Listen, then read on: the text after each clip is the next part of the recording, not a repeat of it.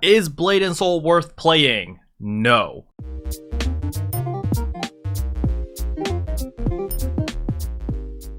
Hello everyone, today we're going to be talking about, is Blade and Soul worth playing now? Let's say that you're a new player or you're a returning player and you're wondering if you should be playing Blade and Soul now. Is it a good time to come back, etc. And the reason why I say no is because you missed one of the biggest events, which allowed you to catch up extremely quickly. So a lot of people got a lot of free gear, a lot of free stuff, and they basically got all the gear they needed to be like mid-tier in the game. So if you start the game now, you're going to come in and you're not going to get any of those bonuses, and you're going to have to start from the bottom of the barrel, stage 1, and slowly work your way up, which is a lot of work. However, if you're just playing this game casually, and you don't care about progression, you've got a group of friends, or you're in a guild with people who you enjoy playing with, and you just enjoy playing the game itself, then this game is great.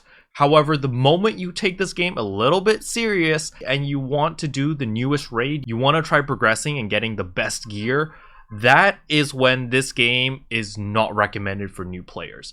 Because this is a Korean MMORPG, the grind is extensive. And if you start caring about being the top of the top, like in the top 1%, top 10%, you're gonna need to spend money. It is a very pay-to-win game. It's either you can spend 6 months grinding your life away every day for 5 to 6 hours, or you can spend $20. So from an economic point of view, you know, $20 or 6 months of my time, for most people, $20 is probably the smarter choice. However, if you enjoy playing the game casually and you don't care about being the best, you don't care about doing the latest raid, you don't care about having all the best gear in the game, then this game is fine. Because this game, if you take it casually and you've got friends to play with every single day and you don't have to deal with the F8 shenanigans, you don't have to deal with the guild drama, you don't need to deal with the raid drama, then this game is great. Because you come in, you log in with your friends don't care about your gear, you're just having a good time playing together, blasting through dungeons, and killing things. Then it's a great game. But the moment you take it seriously and you sit down with your raid or with your guild and you're like, hey man, we're gonna start progressing through the newest dungeon or the newest raid that comes out, that is when people have gear requirements. And in order to meet a lot of those gear requirements, you would have to have either played and been saving up materials for like 6 months prior to that raid or to that new dungeon, or you have to be willing to spend a couple $100s in order to catch up.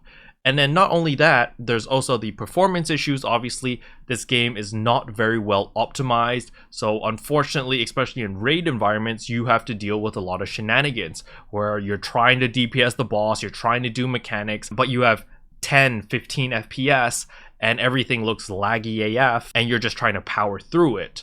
So you do have to deal with that. However, if you don't raid at all and you just do dungeons and you're just playing with your friends and having a good time, progressing at your own pace, then this game is excellent.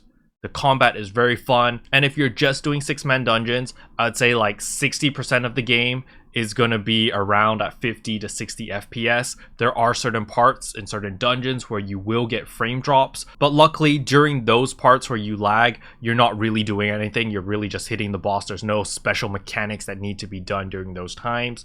However, if you are doing raids, that is a whole different story. But yeah, that's basically my 2 cents on this game right now.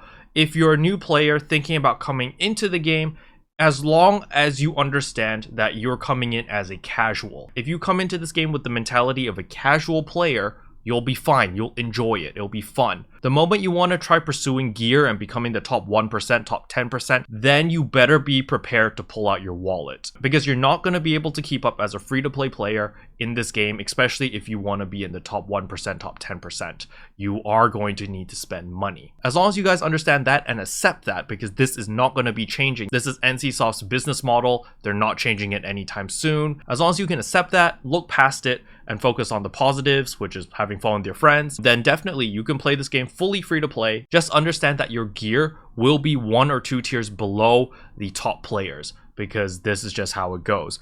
For most free to play players, you're gonna have to wait until there's a big event in order to capitalize on it, or you're gonna have to play this game a lot in order to try to keep up. But at the end of the day, I still enjoy this game. I don't play it as much anymore, as I am spending most of my time playing Black Desert Online, because I'm enjoying that game more than Blade and Soul right now. But when the new raid comes out, there's definitely gonna be a lot more motivation in order to play the game, in order to progress, in order to keep up. But anyway, that's really all I want to cover in today's video. Hopefully you guys found it helpful. If you did, I would appreciate a subscribe, and I'll see you guys in tomorrow's video. Bye. What can I say except you're welcome?